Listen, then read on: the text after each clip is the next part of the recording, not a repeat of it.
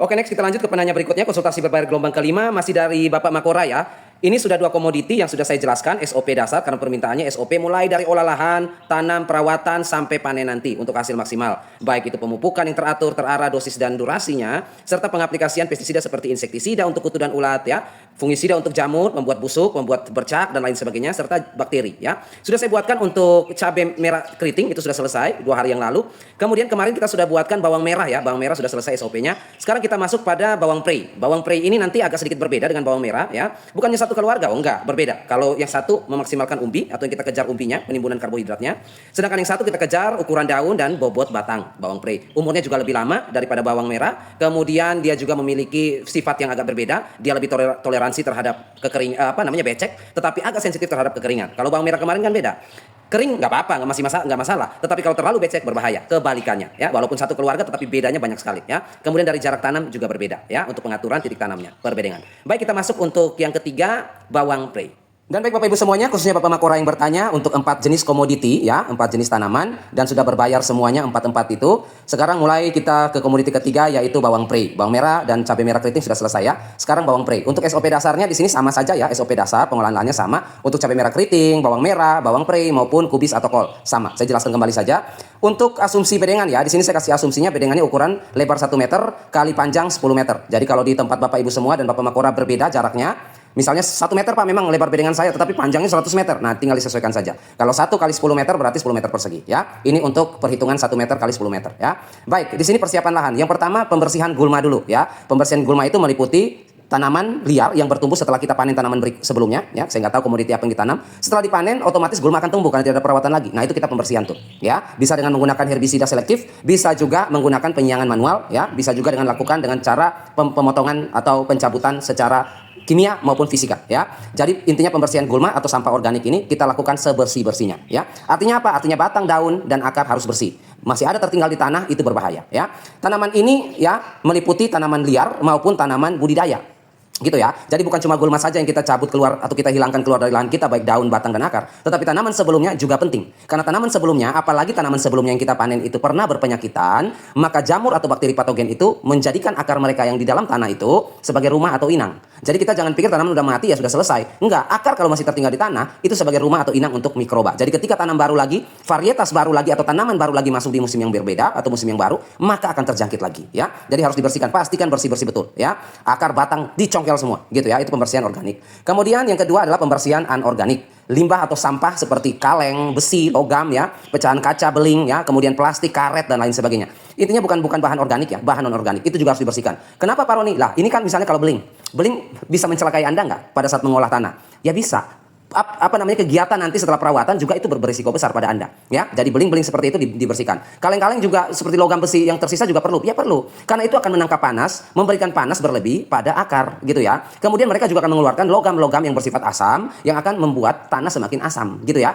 Kemudian seperti karet, seperti plastik ya, limbah-limbah seperti itu akan menghambat penyerapan air, akan menghambat pertumbuhan akar. Bayangin aja barang-barang keras begitu ya, logam, besi, pecahan ya, kemudian karet, plastik. Lah akar nggak bisa menembus mereka gitu ya, akan menghambat kerjanya akar, akan membuat akar keracunan, akan membuat penyerapan air terhambat yang tadinya mau meresap ke bawah malah tertahan di bawah ya. Akhirnya terjadi banyak penyakit. Itu juga dibersihkan. Sekarang kita masuk pada pengolahan fisik ya. Pengolahan fisik ini berlaku ya untuk bawang merah, bawang prei, kubis dan juga cabai merah keriting ya.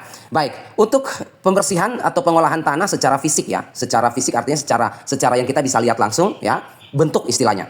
Secara fisik ini bisa kita lakukan dengan cara pencangkulan atau pembajakan dengan alat. Terserah, kalau lahannya luas biasanya pakai bajak mesin ya.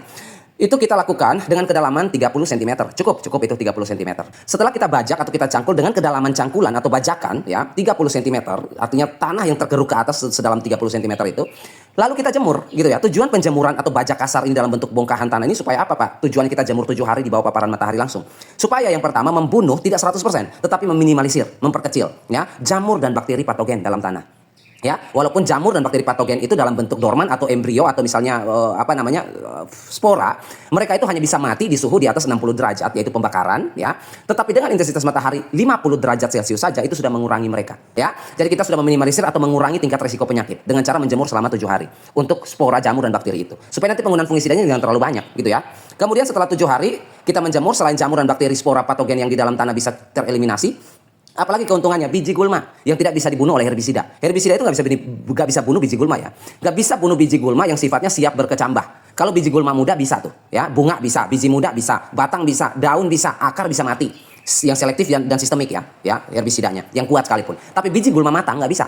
Nah kita dengan penjemuran ini 7 hari biji gulma akan kering, gitu ya. Kemudian yang berikut adalah membuka pori-pori tanah. Oksigen akan masuk kembali ke rongga tanah, kelembapan tanah di bagian 30 cm kedalaman itu yang lembab becek ya, kelihatan kering tapi di bawahnya becek, itu juga bisa kering gitu ya. Sirkulasinya ada lagi, oksigen terisi lagi pada pori-pori tanah. Dan nanti kalau penyiraman tidak tergenang lagi. Ya secara fisik gitu ya. Kemudian yang berikut menguapkan gas beracun dalam tanah. Seperti apa Pak? Misalnya ada seresah tanaman sebelumnya yang sudah terdekomposisi secara alami ya, ada gas-gas amonia yang beracun dan berbahaya untuk tanaman berikutnya, itu akan menguap ke udara karena gas amonia itu menguap gitu ya. Kemudian gas-gas seperti asam sulfida ya, oleh pemupukan, oleh reaksi biologi di dalam tanah itu juga akan menguap. Atau gas-gas beracun, senyawa beracun akan menguap keluar saat kita melakukan pengolahan ini. Yang pertama. Setelah itu kita biarkan 7 hari ya. Nah, sekarang kita masuk pada pengolahan tanah secara kimia. Fisik tadi sudah. Sekarang kimianya, sifat kimia tanah ya, yaitu tentu saja pH ya, atau tingkat keasaman dari sebuah tanah yang akan kita tanami atau lahan kita. Di sini pH ideal untuk tanaman bawang prei, bawang merah, cabai merah keriting maupun kubis itu ada di 5,5 sampai 6,5 ya, sampai 7 juga masih ideal. Tetapi bagaimana kasusnya kalau pH-nya atau sifat kimianya itu asam? Ya penyerapan pupuk tidak akan terjadi, pupuk akan terikat, tanaman akan mati, tanaman akan kritis padahal pupuk sudah diberikan karena sifat asamnya tanah tadi ya. Unsur hara sulit untuk diserap oleh tanaman. Kalau misalnya pH-nya, setelah Anda cek pH-nya, kalau ukur pH tanah itu pastikan tanahnya lembab ya. Ada beberapa teman petani yang tanahnya kering ditancapkan juga alat pH soilnya. Iya nggak kebaca gitu ya. Jadi pastikan dia benar-benar lembab tanahnya. Nggak becek tapi lembab aja untuk mengukur pH ya. Karena dia sensitif, lebih cepat dan lebih akurat kepada tanah lembab ya. Di sini kalau pH-nya di bawah 5 kita berikan pengapuran ya, yaitu kapur dolomit ya, juga menaikkan pH ya, sekaligus juga memberikan unsur magnesium dan kalsium jangka panjang. Kita kasih dolomit per bedengan ukuran 1 meter x 10 meter sebanyak 2 kg per bedengan. Jadi kalau misalnya panjangnya Pak, panjang banget bedengan saya Pak, 1 meter lebarnya tapi panjangnya 100 meter tuh Pak, berarti tinggal dikali 10. Kalau kita cuma pakai 2 kilo per 10 meter persegi, maka untuk 100 meter persegi kita pakai 20 kilo gitu ya. Kita tabur merata di bedengan tadi yang sudah kita biarkan 7 hari. Setelah kita tabur kapur ini 2 kilo ya, kapur dolomit ini, lalu kita basahi, kita lembabkan ya. Kenapa? Karena kapur ini kalsium atau magnesium karbonat ini hanya bisa bereaksi ketika tanahnya lembab atau terkontaminasi dengan air H2O ya, dia akan terhidrolisis di situ dan akan terjadi penguraian, menaikkan pH ya, tugasnya dilakukan gitu ya. Kalau lembab maka kita harus lembabkan ya, kita campur aduk yang sudah dilembabkan itu, campur aduk dengan tanah bedengan tadi, kemudian kita diamkan lagi selama 7 hari. Totalnya sudah berapa? 14 hari ya. Sekarang kita masuk pada pengolahan biologi ya, fisik sudah, kimia sudah, biologi lagi. Kompos atau pupuk kandang matang, ingat ya, di sini harus matang ya, nggak boleh mentah ya. Kita tadi sudah buang gas beracun, sekarang kita kasih kotoran hewan lagi yang mentah, beracunnya masuk lagi ya. Jadi kita kasih yang sudah matang ya, suhunya sudah dingin, tidak ada gas beracun, penguraian sudah sempurna ya, unsur biologinya ada, agen hayati mikrobanya juga ada ya. Baik, di sini kita kasih kompos 20 kg kompos matang per bedengan ya. Kemudian sekam bakar perlu untuk perakarannya ya, bawang prei butuh tanah yang poros dan gembur, kita butuh 10 kg per bedengan sekam bakar, kemudian campur aduk semua jadi satu dengan tanah bedengan, lalu didiamkan lagi selama 7 hari. 21 hari ini prosesnya ya, 7 hari. Oke, kemudian kita masuk pada tahap 2 spesifik bawang prei. Untuk spesifikasi bawang prei H-3, artinya 3 hari sebelum kita mau tanam nih ya. Sebelum kita pindah tanam bawang preinya atau kita tanam di lahan, min 3 hari kita sudah berikan pupuk NPK Mutiara 1616 atau bisa juga kasih pupuk Ponska subsidi kalau ada 15 10 12 itu. Kenapa durasinya 3 hari sebelum tanam Pak? Karena NPK ini ya maupun Ponska ini nitrogen di sini dalam sifat amonium dan juga nitrat. Oke ya. Kalau nitrat it's okay, nggak menguap dia. Tetapi sebagiannya adalah amonium. Amonium itu menguap. Jadi kenapa saya pakai 3 hari? Supaya dia tidak terjadi penguapan gitu ya. Sebelum dia menguap sudah dimakan tanaman tuh. Oke, makanya saya kasih minus 3 hari. Kita boleh kasih ke bedengan kita 300 gram per bedengan. Oke ya. Campur aduk dengan bedengan, kemudian sekaligus pembentukan bedengan. Ya, campur terakhir sekaligus juga kita bentuk bedengannya. Bentuknya seperti apa? Lebarnya 1 meter, tingginya 30 cm untuk musim kemarau ya. Kalau musim hujan naikin lagi bedengannya lebih tinggi ke 40 cm untuk mencegah genangan ya. Kemudian panjangnya 10 meter, kemudian jarak antar bedengan atau disebut dengan parit ya, 30 untuk musim kemarau, musim hujan kita pakai 40 cm ya. Kalau musim kemarau berarti 1 meter lebar, 30 tinggi, 30 cm, 10 meter panjang dan lebar parit 30 cm. Tapi kalau di musim hujan tinggal tinggi bedengan dinaikin 40 cm dan lebar parit dilebarkan 40 cm ya. Baik, tidak menggunakan mulsa ya. Di sini saya tidak menganjurkan untuk menggunakan mulsa untuk bawang prei, berbeda dengan bawang merah kemarin kita menggunakan mulsa. Kalau bawang prei tidak perlu pakai mulsa karena ada nanti penimbunan gitu ya. Pemupukan kita timbun gitu ya untuk pembesaran batang maksimal. Karena bawang prei kalau tidak ditimbun ya dia sama seperti jagung juga. Kalau tidak ditimbun ya batangnya bisa roboh gitu ya. akarnya dangkal. Jadi kita perlu penimbunan terus-menerus. Semakin tinggi kita timbun, ya. Baik, jadi tidak perlu pakai mulsa. Kemudian untuk apa ya? Ya, di sini tidak menggunakan mulsa ya, karena proses penimbunan pada perawatannya. Jarak tanam ideal. Di sini jarak tanam ideal berbeda dengan bawang merah kemarin ya. Di sini kalau bawang pre itu agak longgar atau luwong ya. Kalau bawang merah bisa kita rapat-rapatkan lah, 20 cm kali 15 cm boleh ya kan. Tapi kalau misalnya bawang pre, bukaannya itu tajuknya itu terlalu besar gitu ya. Apalagi kalau pertengahan menuju panen tuh. Itu berdasarkan dan terlalu rapat itu berbahaya sekali gitu ya. Di samping akarnya terlalu dekat untuk berebut makanan, ada yang keril ada yang tinggi, juga akan lembab dan pengap. Kutu gerayak ya, ulat gerayak, kutu daun ya, suka sekali di kondisi seperti itu, apalagi jamur bakteri ya. Jadi kita bikin agak longgar tetapi masih dapat tonase yang tinggi. Di sini kita pakai jarak ya antar bawang pre ini kita kelipatan ya dari bawang merah kemarin. Kalau bawang merah kemarin ya sama ya, ini dari tepi kiri ke bawang pre yang ini yang pertama, kemudian dari kanan tepi kanan bedengan ke bawang pre paling akhir itu 10 cm, dari depan ke bawang pre juga 10 cm ya, sama seperti bawang merah kemarin. Cuma jarak antar bawang pre ini yang berbeda. Dari jarak lebarnya di sini kita kasih 25 cm tuh lebarnya. Jadi otomatis kalau bedengannya panjangnya lebarnya 1 meter, kita bisa tanam 4 titik bawang prenya. Ini sudah bagus nih. Nutrisi udah nggak berebut-rebut, akar sudah nggak berebut lagi, sudah nggak kompetisi lagi. Daunnya, tajuknya juga nggak bersentuhan tetapi nggak parah. Ada rongga lah gitu ya. Kemudian jarak antar baris ya, itu bawang pre satu ke bawang pre yang lain itu 20 cm. Jadi jarak idealnya adalah 25 kali 20 cm. Nah, kalau misalnya satu baris ini panjang 1 meter, kita dapat 50 tanaman bawang pre, maka kalau kita tanam 4 baris, maka kita dapat 50 kali 4 yaitu 200 tanaman perbedengan.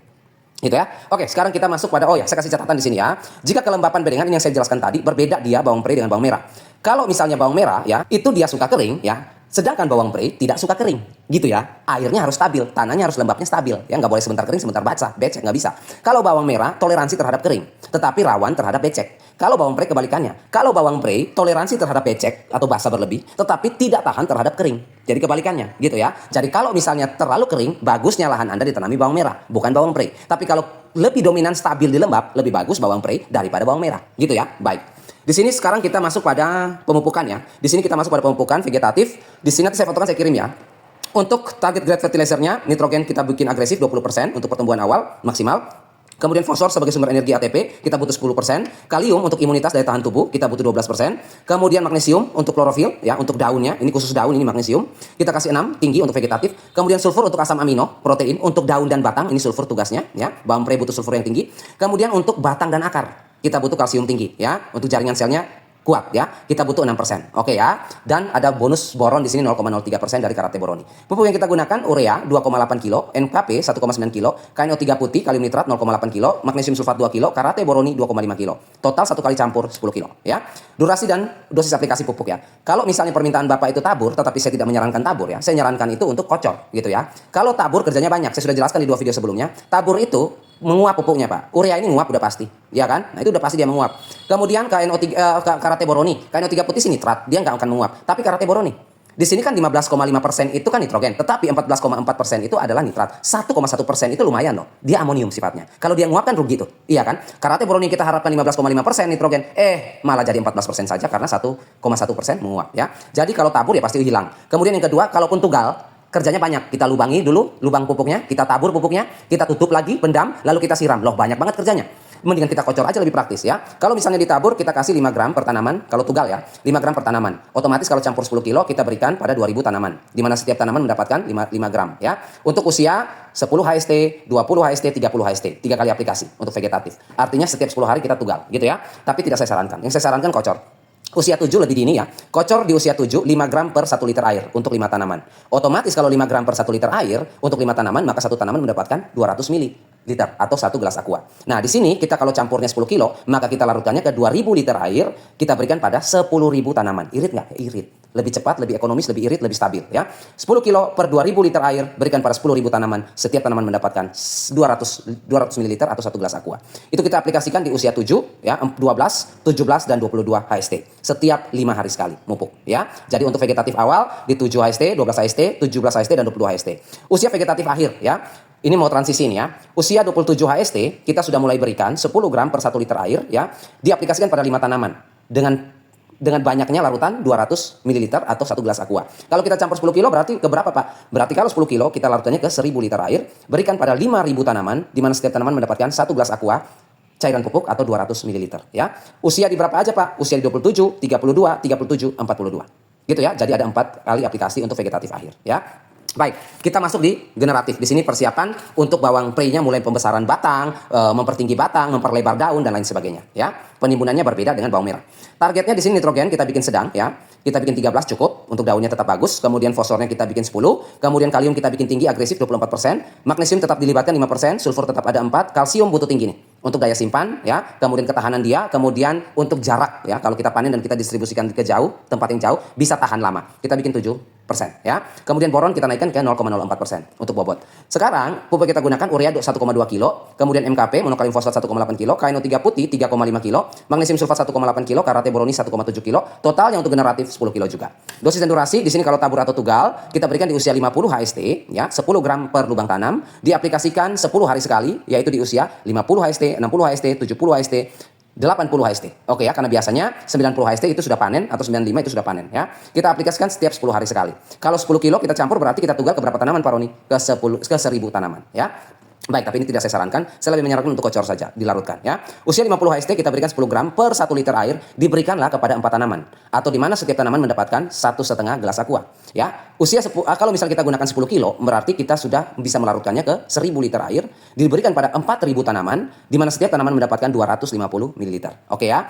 Di usia berapa saja kalau kita kocor? 55, 60, 65, 70, 75, 80, dan 85 HST. Tergantung ya, kalau daratan rendah Anda bisa hentikan di usia 80, tapi kalau daratan tinggi Anda bisa lanjut ke 85 HST. Oke ya? Baik, sekarang untuk pestisida ya, yang mencakup di sini ada insektisida dan juga fungisida. Ini berlaku ya untuk cabai merah keriting, kemudian berlaku juga untuk bawang prei, berlaku juga untuk bawang merah, dan berlaku juga untuk kubis atau kol ya. Baik, di usia 1 HST awal tanam ini ya, hama awal ini, pencegahan.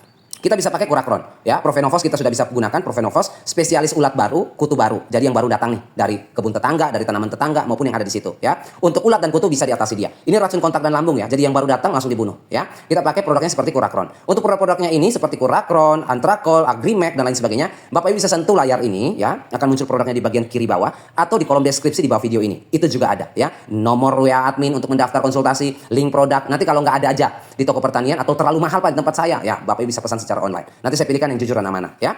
Hari pertama kita kasih Kurakron, Profenovos, kemudian kita racun kontak dan lambung ini ya, bagus. Kemudian kita rolling ya, atau kita bisa mix juga. Dengan Antrakol bisa mix Pak? Bisa, boleh kalau mau di mix. Kita bisa mix untuk meringankan biaya dan tenaga ya. Untuk menghemat waktu, kita bisa mix dengan Antrakol ya. Antrakol ini kita pakai Propinep ya. Propinep ini juga bagus ya untuk jamur awal ya, untuk serangan awal, bercak dan lain sebagainya. Kita bisa rolling dengan Antrakol. Tapi kalau tidak ada indikasi jamur ya, kita cukup pakai Kurakron saja sudah cukup ya. Kalau indikasi ada bercak, ada embun jelaga ya, kemudian ada embun tepung ya, kemudian ada bentol-bentol ya, atau kemudian ada busuk pada rebak kecamba atau pangkal batang, nah boleh kita aplikasikan. Tapi kalau tidak ada dan baik-baik saja, hanya kutu atau ulat yang datang, Kurakron single aja, gitu ya. Baik, di sini untuk HST itu ya. Di sini single saja, ya. Di sini untuk usia 7 HST kita pakai Abamectin ya. Abamectin ini sama, Abamectin ini racun kontak dan lambung juga, tetapi dia sifatnya translaminar. Jadi kalau misalnya yang kutu yang bersembunyi di dalam daun bawang, nah susah nggak tuh? Dia masuk lalu bersembunyi di dalam daun bawang. Anda mau semprot gimana? Kita harus pakai yang sifatnya translaminar. Artinya dia tembus. Ulat gerayak di dalam polongan daun. Bawang itu kan bulat tuh kayak pipa. Ulat bersembunyi di dalam, gimana kita mau spray? Racun kontak nggak akan bisa bunuh. Kita butuh yang sistemik translaminar. Jadi bisa tembus masuk ke dalam selundang bawang, ya, daun bawang. Jadi kutu atau ulat di dalam pun mati. Kita pakai Agrimek. Udah gitu dia bonus, dia bisa bunuh ya, bukan bonus tapi bahan aktif Abamectin ini kan bisa juga untuk akarisida ya. Jadi dia bisa untuk keong, bekicot ya, siput ini juga bisa ya. Kita pakai Agrimek. Kemudian kita bisa mix dengan Ditan. Ini mankosep paling tinggi ya, kontak ya, sifatnya kontak, fungisida kontak. Bisa mix dengan Ditan. Tapi kalau belum ada indikasi nggak perlu juga gitu ya. Jadi tergantung. Kalau misalnya kutunya udah beres di Kurakron ya, di hari 1, hari ke-7 tidak ada kutu lagi, cuma ada bercak ya Ditan. Fleksibel aja ya. Kemudian di usia 14 HST atau 2 minggu kita bisa pakai Emamectin benzoat ya, Emacel bisa juga. Kita pakai Emacel di sini untuk apa Pak Roni? Itu untuk kutu dan ulat juga ya. Tetapi kutu dan ulat di sini termasuk kutu dan ulat besar gitu ya, seperti penggerek daun, penggerek batang, penggorok daun. Nah ini Emacel yang ngurus, hama-hama besar gitu ya. Ulat bisa juga Pak, bisa, malah dia spesialis ulat ini ya, larva. Kemudian kita bisa mix dengan Tridium. Tridium ini 3-action ya, kemarin saya sudah jelaskan 3-action.